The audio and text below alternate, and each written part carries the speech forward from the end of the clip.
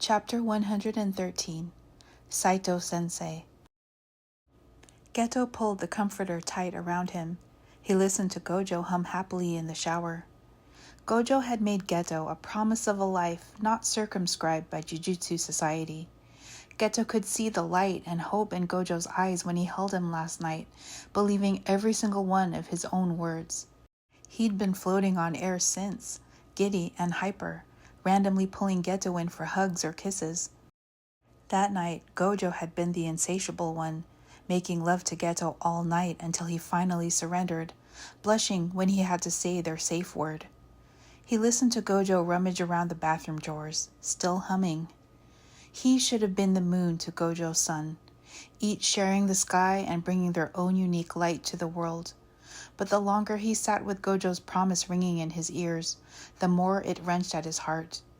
Gojo was the light, and Geto saw himself as the dark, threatening to bring Gojo down. He didn't want to be that for him. He couldn't feel the hope that Gojo felt. To him, the promise was a toy dangling in his face, and if he dared to reach for it, someone would yank it away. Geto felt his heart start to harden, a protection from the inevitable disappointment that would come if he believed too much in Gojo's happy ending. I don't want to take his happiness away from him, Geto anguished. He's trying to find happiness with me, and I can't give it to him. Why am I like this? He blinked hard to stop the tears that were starting to form behind his eyes. He couldn't let Gojo see him cry. He wanted Gojo to hang on to his joy, even if Geto couldn't share it with him. Gojo burst out of the bathroom, his bathrobe loosely tied at the waist, exposing his chest. He made a beeline towards Geto, an easy grin on his face. Hey, handsome. Gojo bent over Geto, cupping his chin with his hand to give him a kiss. Geto slowly got out of bed, his body sore. He pressed into Gojo, wanting his strong arms to swallow him up. Gojo held him tight and kissed his forehead a few times. Geto pressed his palm against Gojo's bare chest, needing to feel the thrum of his steady heartbeat. Geto kissed him on the cheek before pulling away to take a shower. Gojo watched him. He doesn't believe me. The grin fell from his face. Suguru feels so burdened by the world around him, he can't let himself feel any hope. Can I really blame him for doubting me? I'm the one who loves him the most, and I've let him down more times than I care to admit. I have to keep my promise, whatever it takes. I can't go back on my word, not with this. In class, Geto was distracted. He was staring out into nowhere, hands under his desk. He was fidgeting with his onenju beads. Gojo didn't know he'd been carrying them around. What's eating him? Gojo gave Geto a light touch to his shoulder. Geto turned his head slightly, but didn't look back. When morning classes were dismissed for lunch break, Yaga asked Gojo and Geto to stay behind. He shut the sliding doors for privacy. Geto sat at a desk in the front row, and Gojo sat on top of the one next to it, swinging one of his legs back and forth. Yaga leaned against his desk at the front of the classroom. Geto, I just wanted to check in with you. I meant what I said. I think you should talk with someone. Have you found someone to reach out to? It doesn't have to be me, but there are other teachers and... I mean no disrespect, Sensei, but I don't trust anybody here, Geto interrupted flatly. Even Gojo was caught by surprise and stopped swinging his leg. The following silence hung heavily in the air. Yaga's shoulders dropped ever so slightly. No disrespect taken, but it tells me we've already failed you in ways I didn't want to see. Listen, Geto, I don't care who you trust, but I care that you trust someone before everything eats you alive. If that someone isn't a sorcerer, well, then maybe that's the point.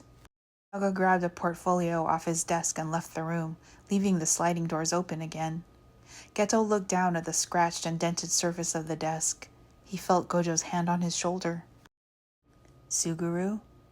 Geto was quiet for a moment. After lunch, will you walk me to the temple?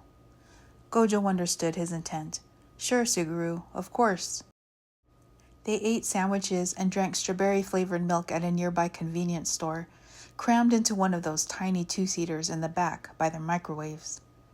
Geto put his half-eaten sandwich down on some napkins. Gojo was already done eating and drank the rest of his milk in a big gulp. He sat back and waited for Geto. "I'm sorry, Satoru," Geto said softly. "What do you have to be sorry about?" Gojo touched his arm. "I don't want you to stop believing in our future. Even though I'm finding it hard to see a future right now, I'm an asshole for wiping that smile off your face." Gojo's fingers tightened around Geto's wrist. "Suguru, I meant what I said. I'm keeping my promise to you. I just want to make sure you're okay. And the first step is me taking you to the temple." They discarded their trash and walked to Shinraiji, the temple where Gojo first saw the glimpse of what he thought was his and Geto's future. They shifted the backpacks over their shoulders so they could walk hand in hand. They reached the path leading up to the temple entrance. Geto's steps slowed, and Gojo squeezed his hand. The two of them looked around. A few priests in their black robes were milling around the grounds, tending to their various chores. Geto stood in the doorway of the temple and looked inside the hondo, unsure. They heard footsteps. Saito-sensei rounded the corner, broom in hand. He smiled when he saw them. Geto let go of Gojo's hand. Gojo and Geto bowed. Saito-sensei returned the greeting. "What can I do for you?" he offered. "Do you need a place to rest? It might be a little chilly to sit in the garden right now. You're welcome to come inside." They followed him and waited in the foyer while Saito-sensei put away his broom. Gojo took Geto's backpack from him. "I'll wait in there for you," he said, motioning at the pews inside the hondo. "Take your time, okay?" Geto nodded and watched Gojo take a seat in the very last pew. There were a few lay people seated throughout. The smell of incense wafted through the air. "Geto-san," Saito-sensei returned, "would you be more comfortable in my office?" Geto followed him past the hondo entrance and down a hallway. Saito-sensei's office was the first door on the right. It was spacious, lined with floor-to-ceiling shelves packed with books and statues of dragons, the symbolic protectors of the Dharma. A large tapestry intricately woven with the image of the Buddha hung on one of the walls. The priest sat at his desk and motioned for Geto to take one of the two seats opposite him. "I was wondering when you'd return." Geto tipped his head slightly. "You were waiting for me?" "You seem guarded today," Saito-sensei observed. He looked at Geto's dark blue school uniform, adorned with distinctive gold buttons. "I was told I should talk to someone," Geto stated. "Were you?" Saito-sensei pushed his glasses up the bridge of his nose. "This is the right place for that." Geto opened his mouth to say something, then closed it again. The silence stretched, but Saito-sensei just waited. "I don't know how to say what's wrong, and I don't want advice," Geto said. "Then don't say it correctly, and I won't give you advice." Geto's fingers curled in his lap as he let another bout of silence come between them. "People keep telling me what I should be able to carry, like it's a skill I failed to master." Saito-sensei nodded. "Are they wrong?" Geto's jaw tightened. "I don't know anymore. I just know if I stop carrying it, something terrible will happen." "To whom?" Saito-sensei asked gently. "Everyone," Geto answered. Saito-sensei leaned back in his seat. "And what happens to you?" Geto snorted. "Is that even relevant?" "It always is." Geto's eyes narrowed a little. Saito-sensei observed more about him than he let on. Did he know where he and Gojo really went to college and what that meant? Geto's voice dropped. "If I say the wrong thing, will you report me?" he asked. "To whom?" Geto had no answer. "You're not a student here. You're not a weapon here. I have no authority over you," Saito-sensei said. Geto let out a breath he didn't realize he was holding. "You may speak, or you may sit in silence. Both count." Geto nodded. He didn't speak again. When he was ready, Saito-sensei walked him back to the hondo to get Gojo. They bowed to Saito-sensei in respect and farewell. They walked back to the dorms, Gojo gripping Geto's hand. "How'd it go?" Gojo asked. "He knows I'll be back," Geto answered. That night, Geto sat in Gojo's lap, grinning as Gojo wound and unwound Geto's bangs around his finger enjoying the gentle intimacy. Gojo let Geto's hair unwind from his finger one last time, and it bounced up in a curl against his cheek. Suguru's smile is such a gift. I want to see more of it, Gojo thought. His hand smoothed over Geto's hips. Geto's bare skin was warm underneath Gojo's fingertips. Geto's body fit into his lap like a puzzle piece. His hands moved across Geto's thighs.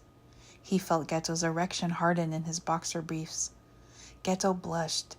He pressed his forehead to Gojo's and gripped his upper arms. Be gentle, Geto whispered. I will, Gojo assured him, maneuvering Geto onto his back. Gojo entered him slowly, but because of his soreness from the night before, Geto shut his eyes and pressed his fingers to his lips to stop himself from crying out. Gojo paused. Don't stop, Satoru. I'm okay. Please don't stop. I want you. Geto grabbed him around the waist and pulled him in. Gojo continued, making sure Geto came first before he let himself finish. Geto lay on his stomach afterward and started to fall asleep. Gojo turned to his side and draped his arm over Geto's back. His eyes felt heavy, but he wanted to hear one last thing before he allowed himself to sleep. Suguru? Huh? Geto mumbled into the pillow. You're still gonna marry me, right? The question hung in the air unanswered, and Gojo's eyes fluttered open. Of course I'll marry you, Satoru, Geto finally said, his words slurring with drowsiness. Gojo smiled and shut his eyes again, envisioning the twins resting snugly in his arms. He bent down to kiss their chubby cheeks and said goodnight, happily letting the dream take him.